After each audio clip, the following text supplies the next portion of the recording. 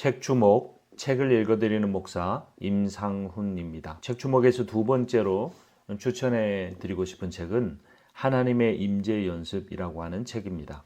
로렌스 형제가 지었고 좋은 씨앗에서 출간이 되었습니다. 이 책은 상당히 오래된 고전입니다. 그 소개에 대한 내용을 잠깐 읽어보겠습니다.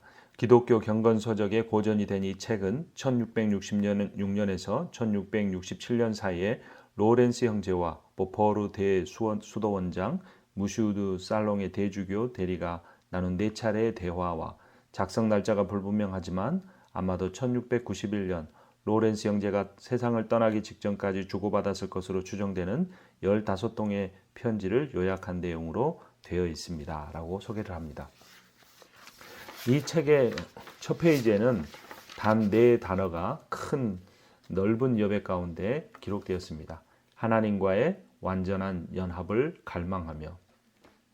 이 책이 무엇을 위하여 쓰여졌는지 로렌스 형제의 글 중에서 이 편집부에서 잘 발췌해 놓았습니다.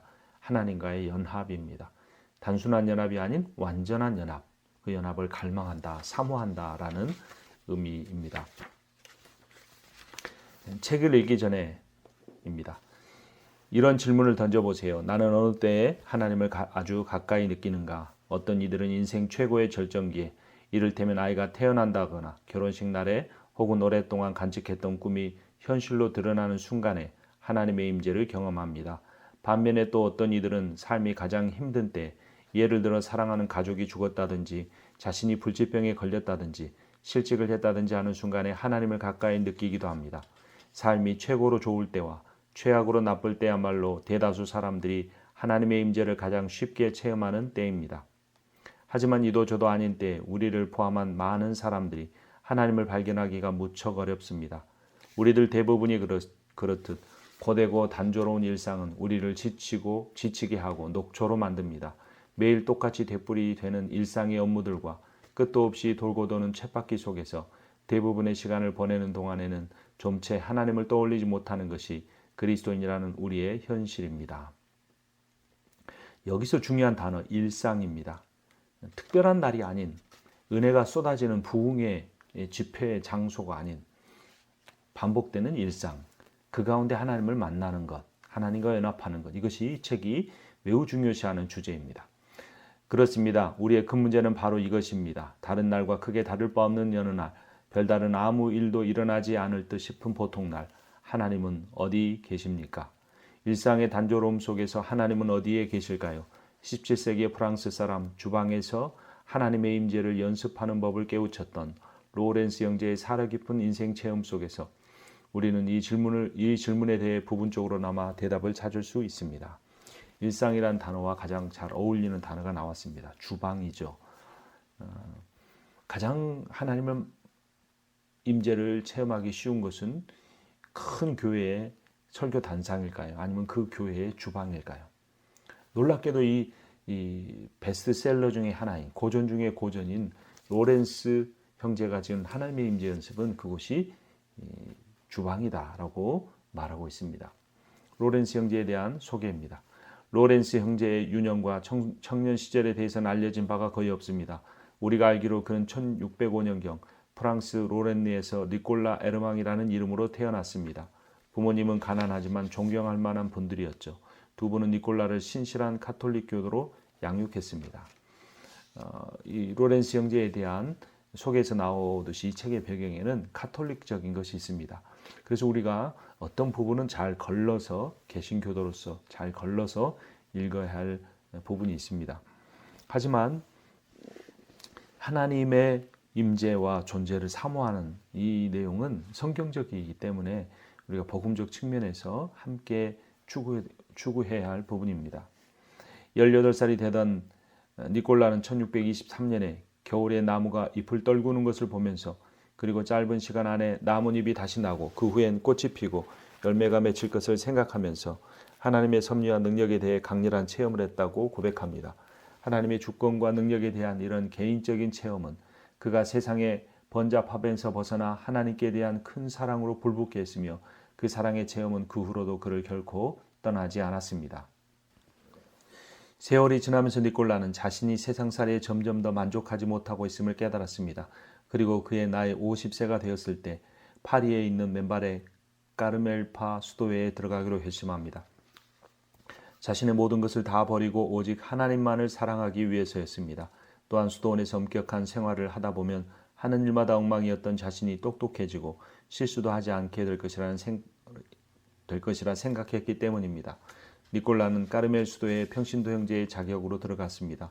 거기서 로렌스 형제라는 새 이름을 얻고 주방에 들어가 일을 거들기 시작했습니다. 이 나이 50세, 제가 68년생이 52세인데요. 지금 현대 시대에도 50세면 어떤 새로운 일을 추구하기는 쉽지가 않습니다.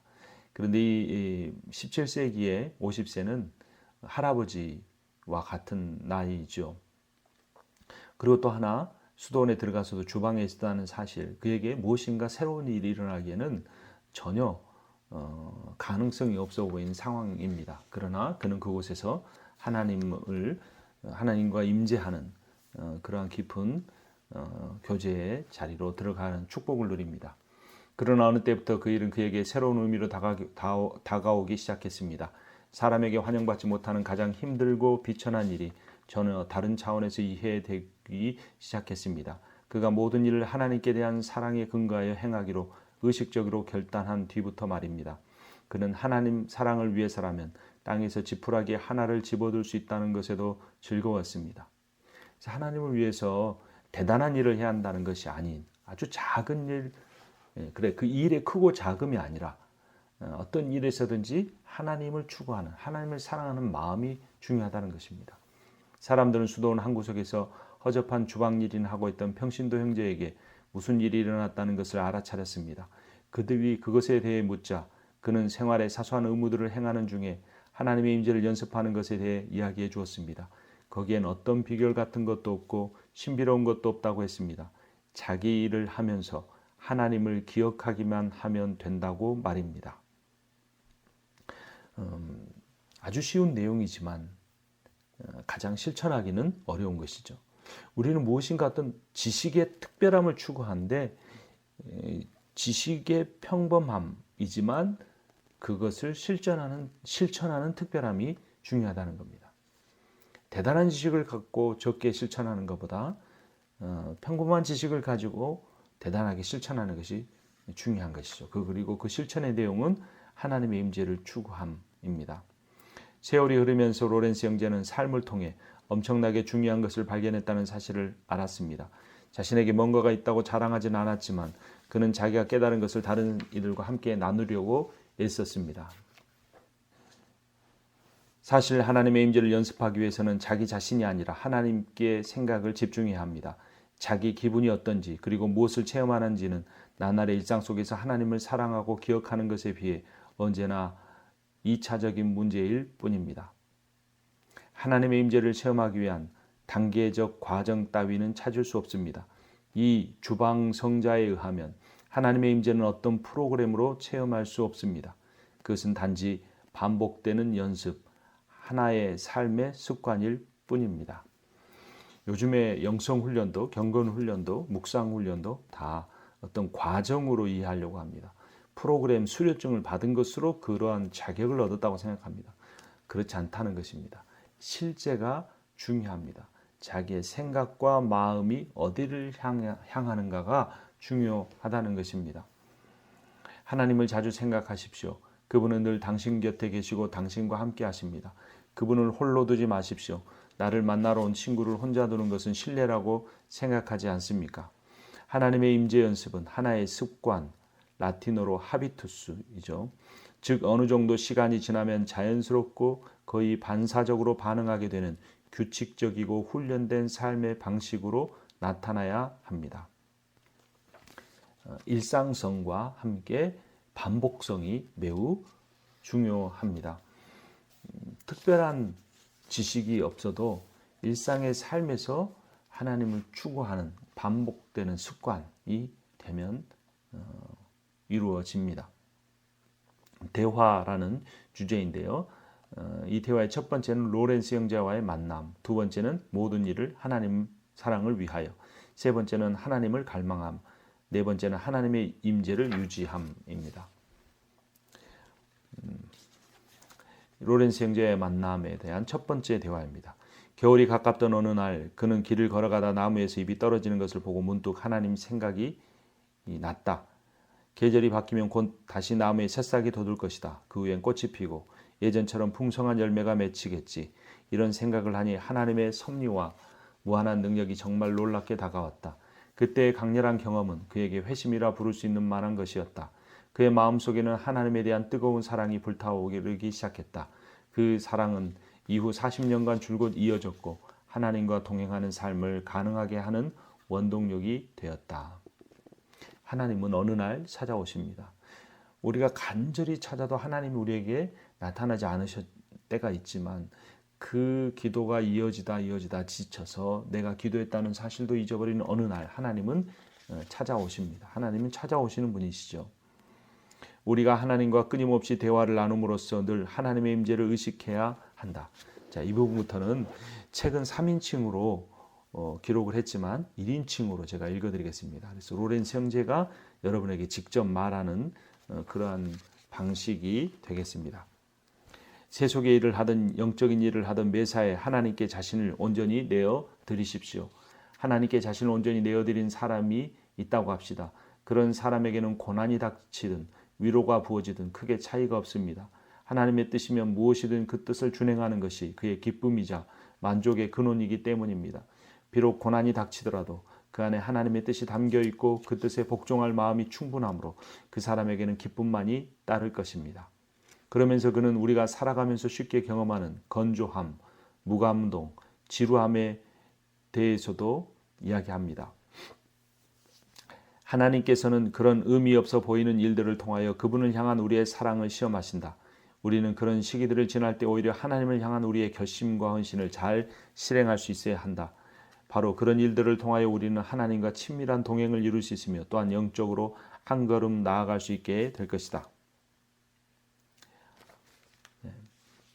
성실하게 하나님을 섬기기 위해서라면 우리는 두려움 없이 그분께 나아가야 한다. 그분께 나아감으로 우리는 날마다 친밀한 임재의 기쁨을 누리게 될 것이다. 두 번째 대화는 모든 일을 하나님 사랑을 위하여입니다. 로렌스 형제는 언제나 자기를 이끌어가는 것은 하나님을 향한 사랑이라고 했다. 지금 그는 하나님을 사랑하기 위해서라면 땅에 떨어진 지푸라기를 줍는 일에서도 기쁨을 느낀다고 했다. 다시 한번 고백되죠. 아주 작은 일이지만 그 일을 통해서도 하나님의 임재 속에서 행하면 그것이 기쁨이 된다는 겁니다. 우리는 일의 종류를 가지고 하나님의 일이냐 아니냐를 보려고 하지만 어떤 일에서든지 우리가 갖는 그 마음의 종류에 따라서 하나님의 일이 될 수도 있고 되지 않을 수도 있다는 놀라운 통찰력입니다. 하나님과 계속 대화를 나누고 우리 행사를 다 그분께 맡기는 습관을 들이려면 먼저 모든 일에 부지런히 하나님께 말씀드리려는 노력이 있어야 한다. 자기에게 주어진 어떤 선행을 실천해야 할 경우 하나님께 주님께서 힘 주시지 않으시면 저는 이것을 할 수 없습니다라고 말씀드리고 그리할 때 나의 필요보다 더 넘치도록 능력을 받을 수 있다. 만일 할 일을 해내지 못했을 경우 하나님께 그저 이렇게 자기 과거를 고백하면 된다. 주님께서 저를 홀로 두시면 다음에도 달라질 게 없습니다. 저의 넘어짐을 막으시고 잘못된 것을 바라잡아 주실 분은 주님이십니다. 그렇게 말하고 나서 더 이상 불편해할 필요가 없다라고 로렌스 형제는 말합니다. 보잘것없는 일이라도 하나님 사랑을 위해 행함으로써 그 어떤 조건에서도 늘 만족할 수 있다. 자신의 잘못에 대해 아주 민감하지만 그것 때문에 낙담하지는 말아라. 자신의 허물을 하나님께 고백하기는 하지만 그것들을 변명하려고 하지 마라. 하나님의 뜻에 거슬러 간청하지도 마라. 그렇게 하지 않고 늘 평안한 마음으로 평소처럼 하나님을 사랑하고 찬양하는 일을 계속하라. 쓸데없는 생각은 만사를 망친다. 모든 해악은 바로 거기에서 시작된다. 쓸데없는 생각들이 뻔뻔스럽게 고개를 들고 우리 눈앞에 당면한 일이나 우리의 구원 혹은 하나님과의 교제를 해방하려는 것이 감지될 때에는 즉시 그 생각들을 물리쳐야 한다. 네. 생각이 우리를 하나님으로부터 멀어지게 하죠. 그 생각을 내려놓는 훈련. 그 생각을 내려놓기 위해서는 생각을 내려놓으려고 하는 그 생각에 사로잡히지 말고 하나님을 생각하면 됩니다. 그러니까 부정적인 것을 제거하려는 생각에 빠지지 말고 긍정적인 것, 즉 하나님을 생각하다 보면 부정적인 것들이 사라져가죠. 육체적 고행과 다른 모든 훈련들은 그것이 사랑으로 하나님과 연합하게 하는 것이 아닌 한 쓸모가 없다. 하나님께 곧장 이르는 가장 빠른 길은 사랑을 끊임없이 실천하고 그 모든 것을 그분을 위해 행하는 것이다. 아주 최고의 깨달음입니다. 우리가 이렇게 훈련을 받다 보면 그 훈련을 받는 나가 강조됩니다. 어려운 상황을 견디다 보면 어려운 상황을 견디는 나가 강조됩니다. 그것이 아닙니다. 그런 어려운 가운데 있는 나와 함께 계시는 주님에게 우리의 마음이 이 당사자나 관찰자에게 모두 다 더 중요하다는 겁니다. 나는 아무 것에도 염려하지 않고 아무것도 두려워하지 않으며 오직 한 가지만을 생각하는데 그것은 바로 그분을 거스르지 않는 것이다. 세 번째 대화는 하나님을 갈망함입니다. 나는 하나님 앞에 자신이 얼마나 형편없는 존재인지를 인정하면서 하나님을 잊어버린 것을 통해 자신의 비참함을 깨달은 만큼 하나님께 대한 더 큰 신뢰를 갖고 그분께로 돌아왔다. 무슨 일이 있을 때마다 하나님의 거룩한 은혜가 즉시 자신을 구원하는 것을 자주 경험한 나는 그런 경험에 근거하여 해야 할 일이 생길 때 그 일에 대해 미리 염려하지 않는다. 그리고 그 일을 할 때가 되면 하나님 안에서 모든 것이 내가 하기 좋은 상태로 예비되어 있음을 마치 맑은 거울을 통해 보는 것처럼 보게 된다. 염려하지 않고 하나님께 맡길 때 하나님이 그 길을 열어주신다는 거죠. 열어주시지 않더라도 하나님께서 그 열어주시지 않음에 대한 더 깊은 뜻이 있다는 우리는 하나님을 신뢰하면 됩니다. 육체적으로나 정신적으로 일어날 수 있는 가장 고통스럽고 나쁜 일은 그토록 오랫동안 누려왔던 하나님에 대한 감각을 잃어버리는 것이다. 하지만 선하신 하나님은 절대로 나를 버려두지 않을 것이고 어떤 나쁜 일이 일어나는 그것을 감당할 수 있도록 힘을 주신다. 그래서 나는 아무것도 두려워하지 않으며 자신의 상태에 대해 누구와도 상의할 일이 없었다. 오히려 무언가를 누구와 상의하려 했을 때에는 언제나 혼란만 더한 채 돌아왔다. 사람을 의지하지 말고 하나님을 의지하라는 매우 중요한 내용입니다. 자기 본분을 다하고 자신을 부인하는 데 충실하라. 그 후에는 말로 다할 수 없는 기쁨이 따른다. 역경을 만났을 때에는 예수 그리스도를 의지하라. 그분의 은혜를 간구하기만 하면 된다. 그러면 모든 것이 다 수월해진다. 그리스도인으로서 많은 이들이 성장하지 못하는 것은 이들이 참회나 그 밖에 특정한 훈련들에는 열심을 내면서 정작 그런 것들의 목적인 하나님을 사랑하는 것에서는 소홀히 하는 것이 문제이다. 우리는 흔히 이런 훈련을 하는 것 자체가 자동적으로 하나님을 사랑하는 것이다. 봉사하는 것이 하나님을 사랑하는 것이다 생각하는데 그것이 다를 수 있다는 것입니다. 그런 일에는 열심을 내면서 정작 하나님의 존재와 임재를 사모하는 일에는 게으를 수도 있다는 것이죠. 네 번째 대화, 하나님의 임재를 유지하려면 하나님께 나아가는 데 있어 가장 중요한 부분은 그분께 나아가는 것을 방해하는 요소들을 그때그때 계속하여 포기하는 작업이다. 그러면 우리는 아주 단순하게 그리고 자유롭게 하나님과 지속적인 대화를 나눌 수 있다. 우리는 단지 하나님이 가까이 임재해 계시다는 사실을 늘 생각하고 있으면 된다. 그러면 순간순간 하나님과 대화를 나눌 수 있다. 확신이 서지 않는 일에 대해서는 하나님의 뜻을 구할 수 있고 힘든 일을 해야 할 때면 그분의 뜻 가운데 그 일을 잘 해낼 수 있게 해달라고 도우심을 요청할 수 있으며 행하기 전에 먼저 하나님께 아뢰고 그 일들을 다 해냈을 때는 감사를 드릴 수도 있다. 시작과 과정과 결과에 대해서 다 하나님과 연결시키는 겁니다. 성공이냐 실패냐가 아니고 그 과정 중에 하나님과 동행함이 가장 중요합니다. 우리는 주 예수 그리스도의 무한한 공로를 의지하고 있으므로 자기 죄 때문에 낙담하는 일 없이 온전한 확신을 갖고 하나님께 나아가 그분의 은혜를 구해야 한다. 하나님은 그분께 나아가는 자들에게 결코 은혜를 거두시는 법이 없다. 앞서서 제가 이 책의 저자인 로렌스 형제가 카톨릭 배경, 수도 원 배경을 갖고 있다는 것에 대해서 우리가 개신교도로서 주의해서 책을 읽어야 한다고 했죠. 근데 방금 읽은 이 단락을 보면 주 예수 그리스도와 그분에 대한 의뢰, 믿음이죠. 그리고 하나님의 은혜, 이 은혜와 하나님의 은혜와 예수 그리스도의 를 신뢰함은 이 종교 개혁의 개신교의 핵심적인 내용입니다. 그러니까 사실 종교 개혁은 새로운 종교를 만드는 것이 아니라 카톨릭이 복음으로부터 벗어난 그 카톨릭으로부터 돌이켜서 원래의 뿌리를 찾아가는 것이죠. 그러니까 기독교는 새 종교가 아닌 오래된 종교의 본질을 찾은 것이죠. 그래서 이 로렌스 형제의 이 체험은 신비주의적인 책임이 아닌 예수 그리스도에 대한 믿음과 하나님의 은혜에 기초한 복음주의적인 영성이라는 것을 이 단락에서 확인하게 됩니다.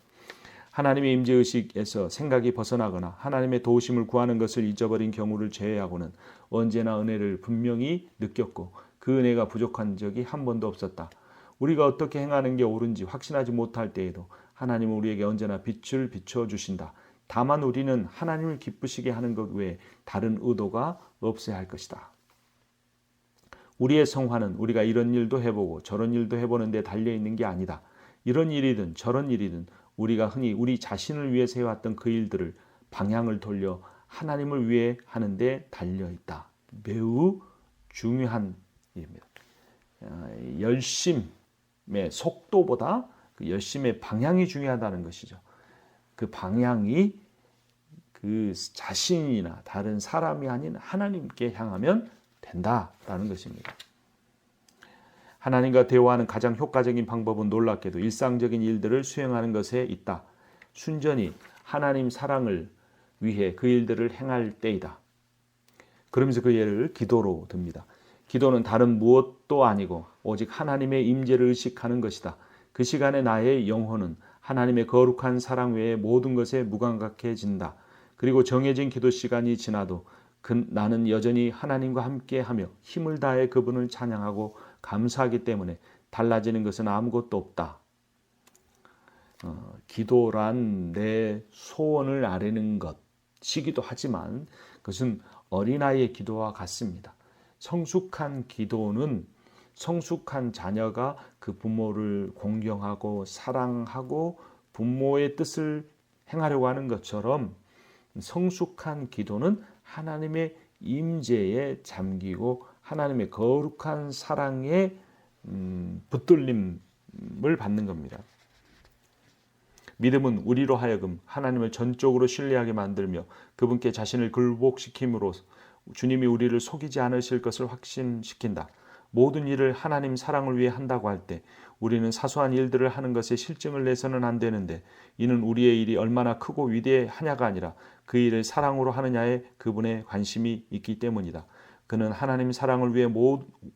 나는 하나님 사랑을 위해 모든 수고를 기울일 때 그런 노력이 도중에 실패로 끝나지 않음을 확신한다. 계속 애쓰다 보면 우리의 염려와 달리 자연스럽게 우리 안에 행동의 열매가 생기고 그것이 삶의 습관으로 자리 잡아 결국 넘치는 기쁨을 누리게 될 것이다. 이 모든 일에 하나님이 힘을 주실 것이다. 신앙의 본질은 믿음, 소망, 사랑이며 그것들을 실천함으로써 우리는 하나님의 뜻에 연합하게 된다. 그 밖에 다른 모든 것은 아무래도 좋으며 우리로 하여금 목표에 이르게 하는 수단으로 사용되어야 하고 목표에 이른 후 그것들은 믿음과 사랑으로 덮여 가려져야 한다. 믿는 자에게는 모든 것이 다 가능하고 소망이 있는 자는 덜 힘들게 마련이며 사랑하는 자에게 모든 것이 쉽다. 영적 생활을 시작할 때 자기가 어떤 존재인가에 대해 철저하게 살피고 돌아봐야 한다. 그럼으로써 우리가 모든 멸시를 받아 마땅하고 그리스도라는 이름으로 불릴 자격도 없으며 온갖 불행과 헤아릴 수 없는 고통을 당해도 마땅한 존재라는 사실을 깨달아야 한다. 그런 불행과 고통을 겪으면 우리는 건강을 잃고 내적으로나 외적으로 몹시 괴롭겠지만 그 일을 통해 하나님께서는 우리를 겸손하게 하신다. 어떤 상황에 처하느냐 이것이 중요한 것이 아니라는 겁니다. 어떤 상황 가운데도 주님과 동행하느냐가 가장 중요하다는 것이죠. 하나님 임재 가운데 행하는 것이 그토록 유익하다는 것을 깨달은 만큼 그 유익을 다른 사람에게 열심히 전하는 것이 아주 자연스러운 일이다. 로렌스 형제는 그래서 자신만 아니라 수도원 안에 있는, 심지어 수도원 안에 있는 다른 수도사들을 상담하는 사람이 되었습니다. 특별한 어떤 영적 원리나 방법론이 아닌 그의 삶 속에서 실제로 하나님을 추구하고 갈망하는, 하나님의 사랑을 누리며 사는 그 모습 속에 로렌스 형제보다 더 깊은 성경을 잘하는, 더 기도를 오래 하는 사람들을 에게 하나님의 임재를 전하는 전도자가 된 것이죠. 주방의 소음들과 달그닥거리는 소리 속에서 몇 사람이 동시에 여러 가지를 요구하지만 나는 주님 앞에 무릎을 꿇고 앉아 있는 것처럼 깊은 고요 속에서 하나님을 소유합니다. 라고 말합니다. 그러니까 로렌스 형제는 그 시끄러운 주방 속에서 수십 명을 먹이는, 때로는 수백 명을 먹이는 그 시끄러운 주방 속에서 하나님 앞에 혼자 예배당에 들어가 기도하는 사람보다 더 깊게 하나님과 교제하고 소통하는 모습을, 삶을 누릴 수가 있었습니다. 자, 이제 편지에 대해서 살펴보도록 하겠습니다. 편지는 첫 번째 편지부터 15번째 편지까지 이 로렌스 형제가 어려움을 겪는 신부나 또는 성도들에게 글을 쓴 내용입니다. 첫 번째 편지는 자연스러워질 때까지 연습하십시오라는 제목입니다. 제가 원하는 것은 제 자신과 저의 삶이 어떻게 하면 온전히 하나님의 소유가 될까 하는 것이었습니다. 하나님의 소유가 되기 위해서는 결단이 필요했습니다. 제 자신을 온전히 하나님께 드려 그분이 저의 죄를 없이 하신 후에 저는 하나님을 사랑하기 위해 그분이 아닌 모든 것을 포기하고 세상에 마치 하나님과 나밖에 없는 것처럼 살기 시작했습니다. 하나님께 헌신하여 살다 보니 어느 때 저는 자신을 하나님 심판대 앞에 엎드린 가여운 죄인으로 여기기도 하고 또 어떤 때는 자상한 아버지를 마음속에 품고 있는 자녀로 여기기도 합니다. 저는 할 수 있는 한 자주 하나님을 예배하며 하나님의 거룩한 임재에 제 마음을 고정시키려 합니다. 간혹 제 생각이 그분을 떠나 다른 곳을 헤매고 있음을 발견하면 곧 생각을 돌이켜 그분의 임재를 떠올리곤 합니다. 이런 훈련이 조금도 고통스럽게 여겨지지는 않았으며 저에게 일어나는 모든 어려움의 일들에도 불구하고 저는 이 훈련을 계속했습니다. 저도 모르는 사이에 생각이 다른 곳에 가 있을지라도 결코 괴로워하거나 불안해하지 않으면서 말입니다. 정해진 기도 시간은 물론 하루 종일 이것을 저의 할 일로 삼았습니다. 매 시간, 매분, 심지어 일이 한창 바쁠 때에도 저는 하나님에 대한 생각을 중단시킬 가능성이 있는 모든 것들에서 제 마음을 몰아냈습니다. 하나님의 임재를 자신의 마음에 채우는데 인간이 연약하기 때문에 하나님을 자신의 마음에 완전히 채우지 못하지만 채우지 못하는 그 부정적인 상황에 집중하거나 그것 때문에 염려하지 않고 그때마다 다시 자연스럽게 하나님을 떠올렸다는 것입니다. 이게 매우 중요한 부분입니다. 이런 행동들을 자주 반복함으로써 그 행동들은 습관이 되고 그래서 하나님의 임재는 우리에게 처음부터 아주 자연스러웠던 것처럼 된다는 것입니다. 바라건대 아무리 찬미해도 충분하지 않을 저를 향한 하나님의 큰 선하심에 대해 그리고 저같이 비참한 죄인에게 베푸신 그 많은 은총에 대해 저와 함께 주님께 감사를 드렸으면 좋겠습니다. 만물이 주님을 찬양하기를. 아멘. 주님 안에서 형제님의 신실한 버팀이라고 해서 첫 번째 편지가 끝이 났습니다. 두 번째 편지, 연습은 어떻게 전개되는가? 며칠 전 한 경건한 사람과 대화를 나누었습니다.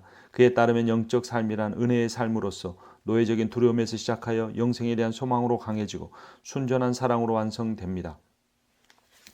그리고 각 상태마다 서로 다른 단계들이 있고 각각의 단계를 밟음으로써 사람은 마침내 완성에 이른다 라고 말했습니다.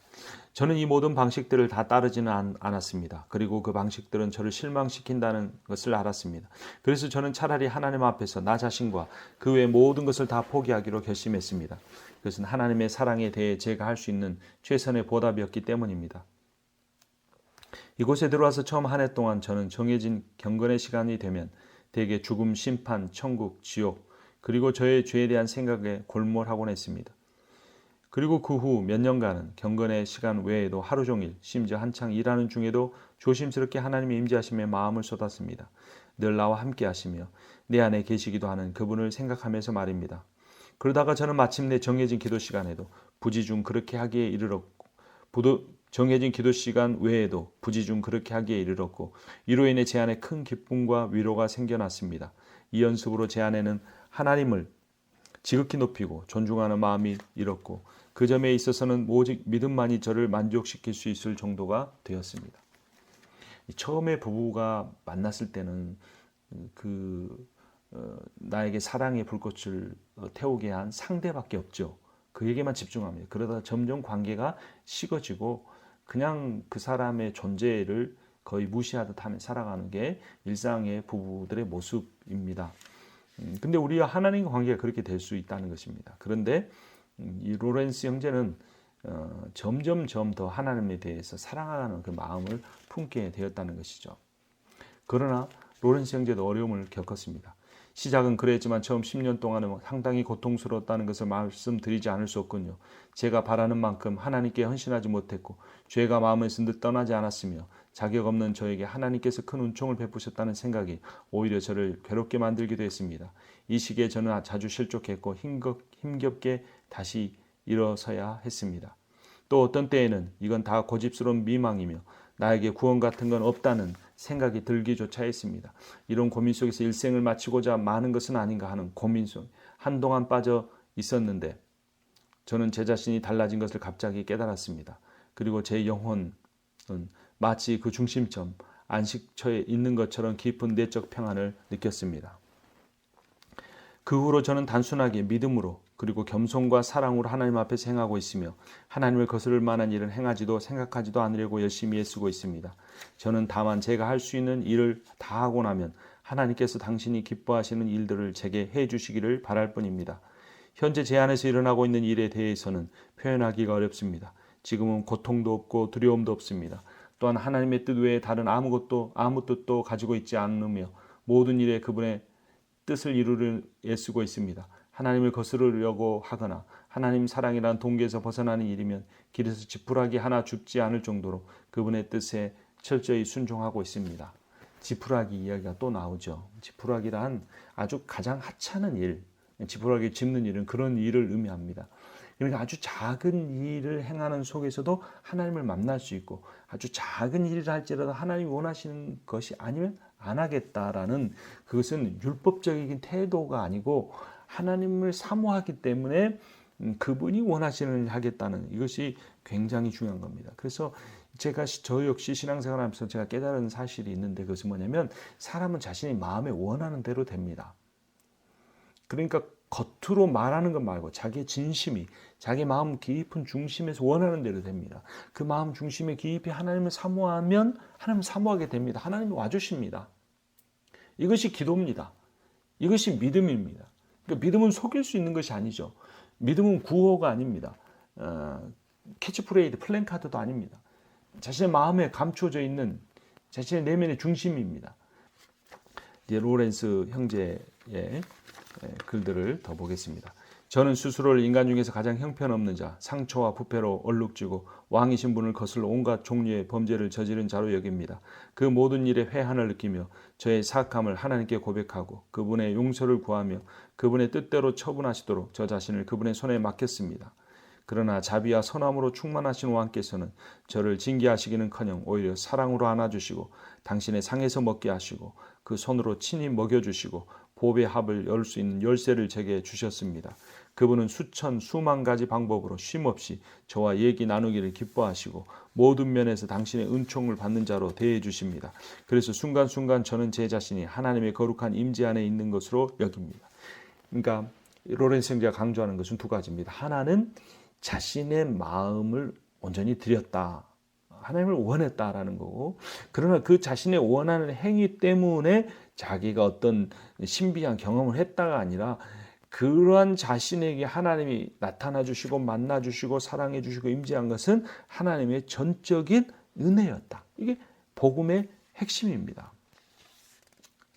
자신의 연약함을 토로하고 그러한 연약한 부족한 자신을 사랑하시는 하나님 앞에 자신의 마음을 드릴 때 하나님은 그러한 모습이 어떤 조건으로도 받을 수 없는 크나큰 은혜를 하나님이 베풀어 주신다. 이 두 가지 인간의 순전한 마음과 하나님의 전적인 은혜 어찌되면 서로 모순적으로 보이는 것 같은 이 두 가지를 로렌스 형제는 계속해서 강조하고 있습니다. 그리고 로렌스 형제가 그런 하나님의 임재를 누리게 된 것은 특별한 방법론이 아니다. 마음이다. 일상이다. 반복이다. 실패할 수도 있다. 그러면 낙심하지 말고 다시 그 마음을 하나님께 집중하면 된다. 이렇게 이야기를 합니다. 매우 중요한 일입니다. 하나님을 즐거워하는 영혼은 그 상태에서 오직 하나님 외에 다른 아무것도 바라지 않는다. 오직 그분만을 바라보고 전적으로 그분께 헌신하기를 바란다. 이렇게 두 번째 편지가 끝이 났습니다. 세 번째 편지는 최대한 자주 하나님을 생각하십시오입니다. 우리에게는 끝없이 은혜로우시며 우리의 모든 필요를 잘 아시는 하나님이 계십니다. 그분이 언제 오실지는 오직 그분만이 아십니다. 어쩌면 형제님이 전혀 예상하지 못했던 때 오실지도 모르겠습니다. 하지만 그때가 그분의 완전한 시간임은 분명합니다. 그러니 그 어느 때보다 더 하나님을 믿고 의지하십시오. 좀 단호하면서도 짧은 편지였습니다. 네 번째 편지, 하나님의 임재라는 보화를 향유하십시오입니다. 신앙생활을 해온 지난 40여 년 동안 내가 계속해서 관심을 가져온 문제는 언제나 하나님과 함께 있는 것, 그리고 하나님을 거슬 만한 행동은 행하지도 말하지도 생각하지 않는 것이었다. 다른 어떤 목적도 아닌 순전히 하나님 사랑만을 염두에 두고서 그렇게 하고자 했다. 나의 하나님, 여기 당신께 모든 것을 헌신한 제가 있습니다. 주님 뜻을 따라 저를 빚으소서 말합니다. 이제 다섯 번째 편지, 임재 연습을 지금 결단하십시오입니다. 하나님과 계속 대화를 나누려면 마음속에 아무것도 없이 텅 비어 있어야 한다. 하나님은 오직 마음을 소유하실 것이기 때문이다. 다른 모든 것을 치워 없애지 않으면 하나님께서 이 마음을 소유하실 수 없다. 마찬가지로 그분께 그 마음이 비워지지 않고서는 하나님은 마음에서 일하실 수도 없고 그 기뻐하시는 바대로 우리 마음 안에서 행하실 수도 없다. 우리가 하나님 은혜와 도우심이 필요한 존재임을 안다면 우리는 하나님을 단 한순간도 시야에서 놓치지 않을 것이다. 제 말을 믿고 앞으로 다시는 하나님을 의도적으로는 잊지 않겠노라고, 이제 남은 인생은 하나님의 거룩한 임재 안에서 지내겠다고 즉시 구별되고 단호한 결단을 내리십시오 라고 촉구하며 다섯 번째 편지가 끝납니다. 여섯 번째 편지, 주님을 전폭적으로 신뢰해야 합니다. 우리는 거룩한 자유함 가운데 하나님을 섬겨야 합니다. 염려나 불안감 대신 신실한 태도로 자기에게 맡겨진 일을 하되 조심스럽게 평온한 마음으로 우리의 생각이 하나님께만 머무르도록 애쓰십시오. 가끔씩 우리 마음이 하나님을 떠나 다른 곳을 헤맬 때마다 즉시 돌이켜 자주 하나님을 생각해야 합니다. 또한 우리는 하나님께 전폭적인 신뢰를 두어야 합니다. 다른 모든 염려들은 다 제쳐 놓아야 합니다. 계속 그분과 사랑으로 교제하면서 한편으로는 찬양과 찬미와 혹은 간구의 행위로, 다른 한편으로는 자기 포기나 감사의 행위, 그리고 우리 영혼이 생각해낼 수 있는 모든 방법으로 그분의 거룩하신 임재 안에 이제 일곱 번째 편지입니다. 어디 있든 주님을 그리워하십시오. 하나님은 우리에게 큰 것을 요구하시지는 않습니다. 순간순간 하나님을 짧게나마 기억하는 것, 잠시 동안의 찬양, 때때로의 하나님의 은혜를 구하는 기도와 때때로 하나님을 위해 고난당하는 것, 환난 중에 있을 때 하나님께서 여전히 베풀고 계신 은총에 때때로 감사드리는 것, 할 수 있는 한 자주 하나님으로 자신의 위로를 삼는 것으로 충분합니다. 하나님을 향해 마음을 여십시오. 식사를 할 때도 좋고 벗들과 함께 있을 때도 좋습니다. 아주 잠깐 하나님을 기억하게만 해도 하나님께서는 언제나 기쁘게 받으실 것입니다. 큰 소리로 부르짖을 필요가 없습니다. 하나님은 우리가 느끼는 것보다 더 가까이 계십니다. 큰 소리로 부르짖는다는 것은 하나님이 그만큼 멀리 있다고 느끼는 거죠. 작은 목소리로 간구할 수 있다는 것은 하나님이 바로 가까이 있는 것처럼 느낄 때만 가능한 것입니다. 한두 마디만 해도 기도로 충분한 것은 하나님을 신뢰할 때뿐입니다. 하나님을 신뢰하지 못하거나 자신의 기도 제목이 하나님 기뻐하지 않으시는 거란 생각이 있을 때 계속해서 반복해서 기도하는 겁니다. 그래서 반복해서 큰 소리로 기도하는 것보다 작은 목소리로 한두 번 진심으로 기도하는 것이 훨씬 더 믿음의 기도이죠. 하나님과 함께 있기 위해 항상 교회에 있을 필요는 없습니다. 예배당을 의미하겠죠. 우리 마음의 기도실을 만들어 시시때때로 그 안에 들어가 온유함과 겸손함과 사랑으로 하나님과 대화를 나눌 수 있습니다. 시간이 많든 적든 누구나 다 하나님과 그렇게 친근한 대화를 나눌 수 있습니다. 하나님은 우리가 그렇게 할 수 있다는 것을 아십니다. 어쩌면 하나님은 우리 편에서의 너그러운 결단만을 기대하고 계신지도 모릅니다. 용기를 내십시오. 우리에게는 남은 시간이 별로 없습니다. 이러면서 하나님을 더 그리워하는 삶에 대해서 촉구합니다. 어떤 일정한 수칙이나 특정한 형태의 경건훈련에 빈틈없이 자신을 얽매이게 할 필요가 없습니다. 하나님께 대한 전반적인 확신을 갖고서 사랑과 겸손으로 행동하십시오.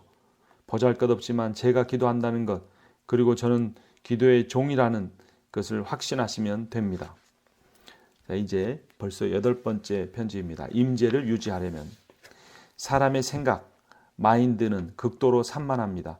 하지만 의지, will은 인간의 모든 기능의 주인인 만큼 의지를 사용해 흩어진 모든 생각들을 불러 모은 다음 그 마지막 목적지인 하나님께로 데리고 가야 합니다. 하나님 앞에 우리 허물을 고백하고 자신을 겸손하게 낮추어야 합니다. 기도 시간에 생각을 다잡아 평온하게 그 상태를 유지하는 한 가지 손쉬운 방법은 기도 시간이 아닌 때에도 생각이 너무 산만해지지 않도록 단속하는 것입니다. 하나님의 임재 안에 늘 생각을 붙들어 두어야 합니다.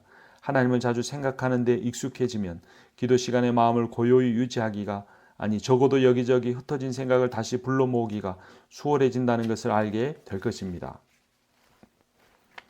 자, 이제 9번째 편지입니다. 인생의 유일한 과제, 하나님의 기쁨이 되는 것. 기쁨이라고 되어 있지만 제가 기쁨이 되는 것으로 번역을 합니다. 사람은 단번에 거룩해지지 않습니다. 우리 인생의 유일한 과제는 하나님을 기쁘시게 하는 것이요. 그 외에 다른 모든 것은 다 어리석고 헛될 뿐입니다. 하나님은 그 자비하심으로 아직 우리에게 시간을 더 주고 계십니다. 본격적으로 시작해 보십시오. 잃어버린 시간을 벌충합시다.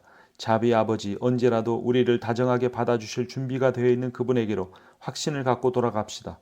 하나님 사랑을 위해 하나님이 아닌 모든 것을 버려둡시다. 아낌없이 포기합시다.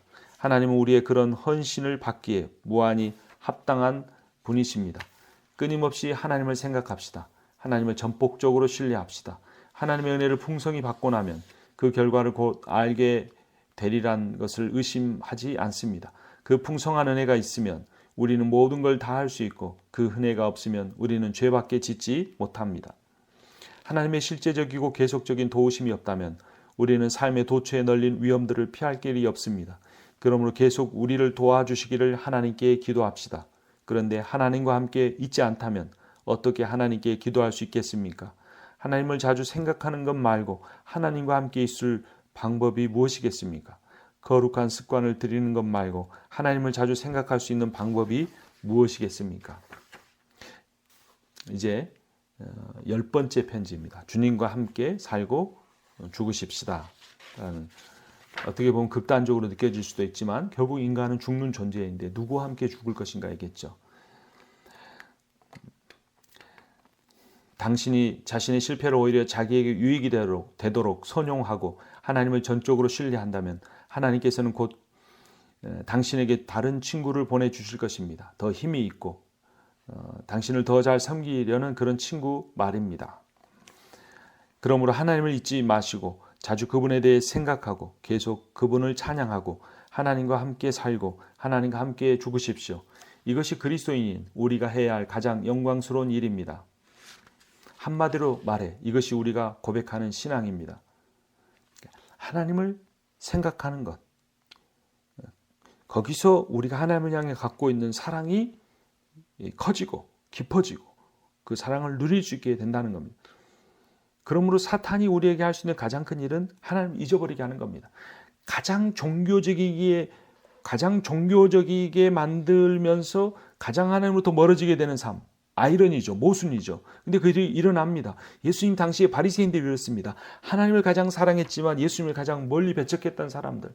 하나님의 구원을 가장 갈망했지만 예수를 십자가에 못 박아버렸던 그들.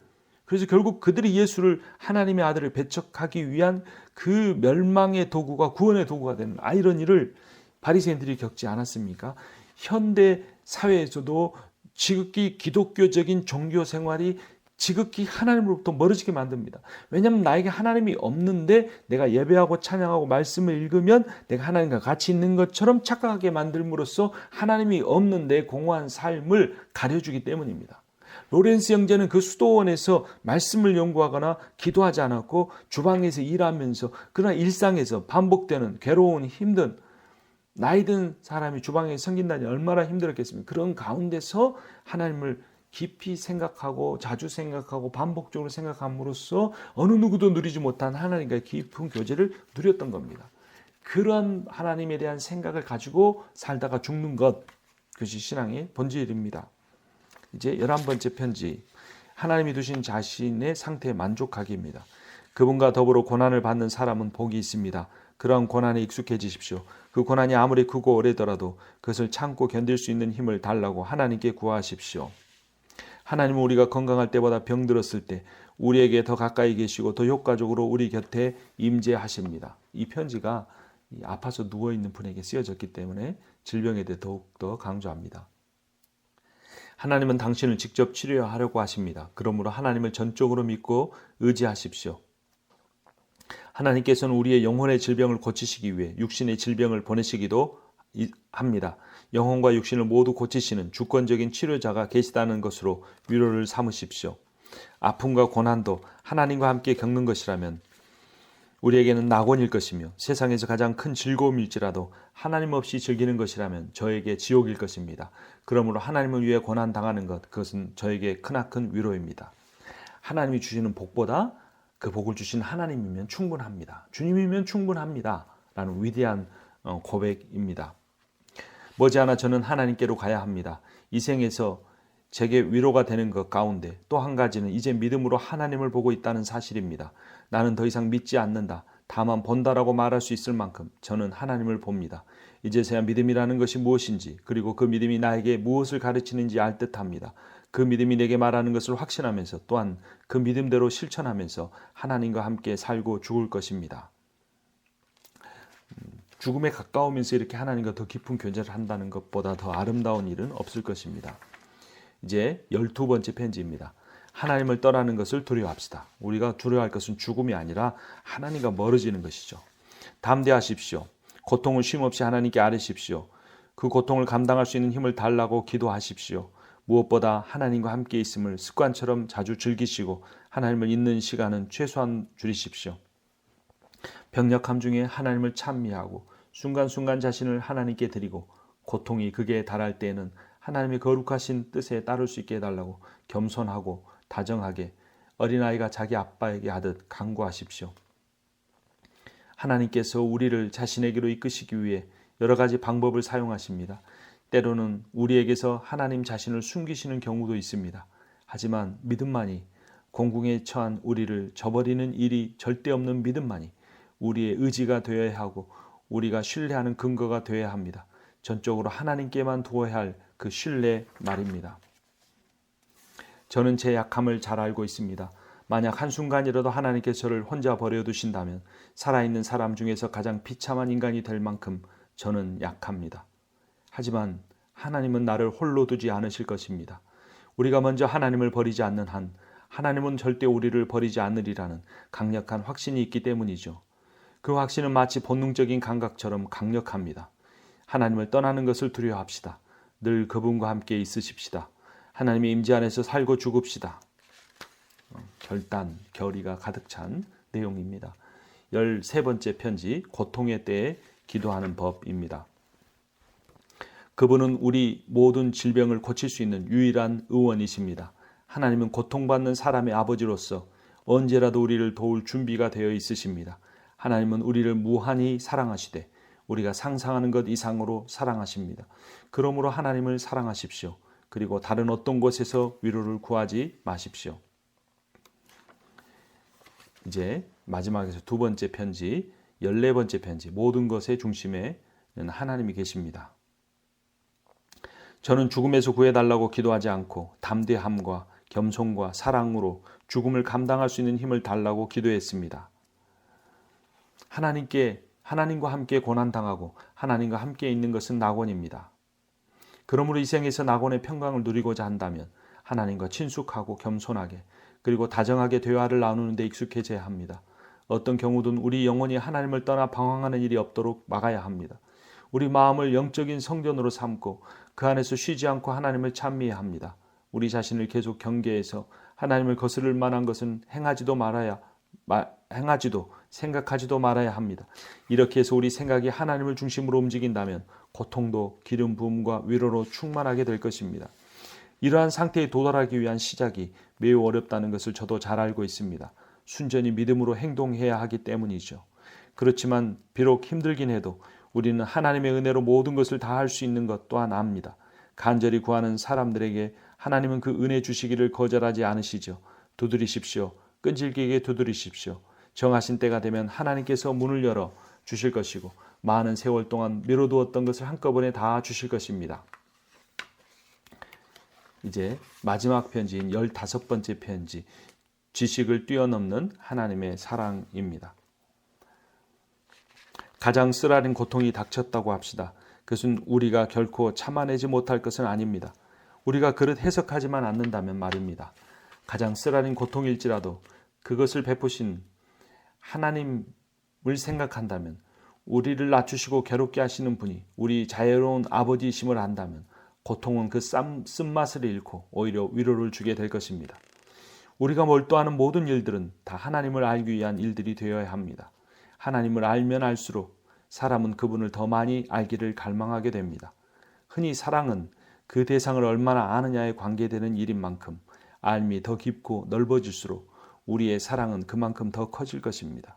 하나님께 대한 사랑이 크다면 우리는 고통스러울 때나 즐거울 때나 똑같이 하나님을 사랑해야 합니다. 하나님은 우리 안에 계심으로 다른 곳에서 하나님을 찾지 맙시다. 오직 하나님만을 사랑한다면 우리는 결코 무리한 자가 되지 않을 것이로되 하나님을 기쁘시게 하지 않고 어쩌면 불쾌하게 할지 모르는 사소한 일들에 바쁘게 매달려 있다면 우리는 비난을 받아 마땅하지 않겠습니까? 그 하찮은 일들로 언젠가 우리가 얼마나 비싼 대가를 치르게 될지 알고 두려워해야 합니다. 진심으로 하나님께 헌신하기를 시작합시다. 다른 모든 일은 우리 마음의 밖으로 몰아냅시다. 하나님만 우리 마음을 소유하시도록 말입니다. 이 은총을 내려주시기를 하나님께 간구하십시오. 우리 편에서 할 수 있는 일을 하면 그토록 열망하던 변화가 우리 안에서 일어나는 것을 곧 볼 수 있을 것입니다. 하나님께서 신부님에게 평안함을 허락하셨다니 아무리 감사를 드려도 충분하지 않을 듯합니다. 하나님의 자비로 수일 안에 하나님을 볼 수 있는 은총을 내려주시기를 소원합니다. 우리 서로를 위해 기도합시다. 우리 주님 안에서 벗된 자 드림이라고 마무리가 되었습니다.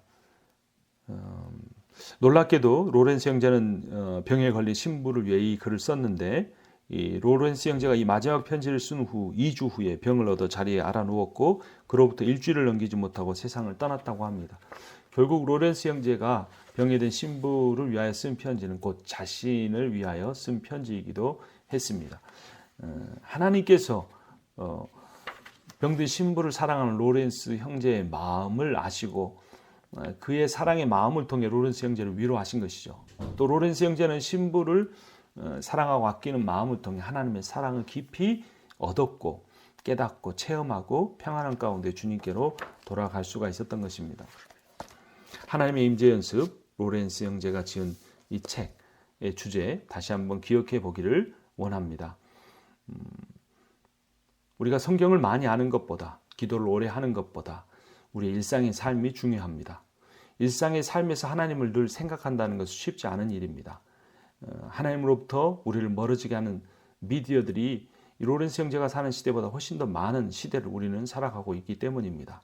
그러나 마음은 무엇이든 이길 수가 있습니다. 우리가 마음에 무엇을 둘 것인지는 우리가 결정할 수 있습니다. 하나님을 기억하십시오. 하나님을 생각하십시오. 고난 가운데 있든지 기쁨 가운데 있든지 일상의 삶에서 반복적인 훈련을 통해 하나님을 생각하고 하나님의 사랑을 묵상하며 그것을 다른 사람에게 실천하며 살아갈 때 우리는 우리의 일상의 삶, 괴로운 삶 속에서도 하나님 주신 평강과 기쁨과 사랑을 누리며 살 수 있을 것입니다. 책 주목, 책을 읽어주는 목사 두 번째 책 하나님의 임재 연습 이상입니다.